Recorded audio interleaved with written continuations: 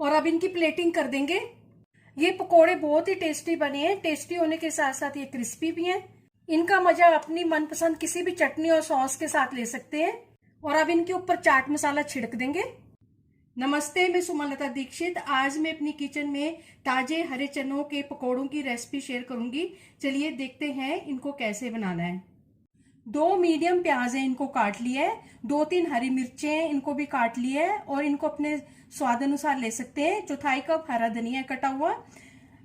7-8 कलियां लहसुन की हैं, जिनको कद्दूकस कर लिया है। मिक्सी में या ऐसे चॉपर में डाल के इन चनों को दरदरा कर लेंगे। चनों को एक मिक्सिंग बाउल में डाल देंगे।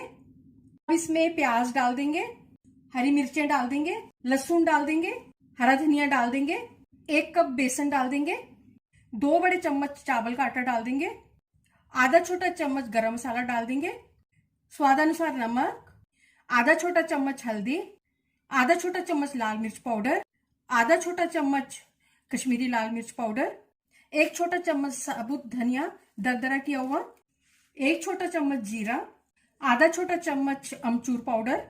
और अब इन सब चीजों को मिक्स करेंगे। थोड़ा थोड़ा पानी डालते हुए इसको मिक्स करेंगे।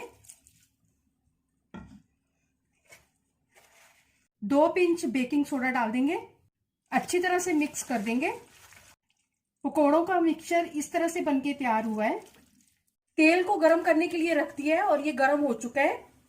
और अब इसमें ये थोड़ा थोड़ा मिक्सचर डालते जाएंगे। जितने एक बारी में आ जाएंगे उतने डाल देंगे। निचली साइड से सिक जाने पर इनको पलट देंगे।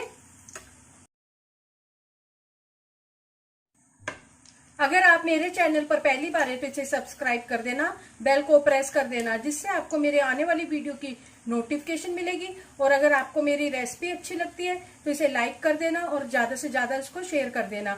और कमेंट सेक्शन में जरूर बताना ये रेसिपी आपको कैसी लगी।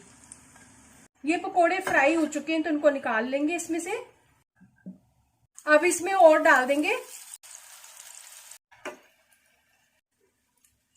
सबको इसी तरह से फ्राई कर लेंगे। सारे पकोड़े फ्राई हो चुके हैं। पकोड़े बनकर तैयार हैं। चलिए मिलते हैं एक अच्छी सी नई रेसिपी के साथ। बाय।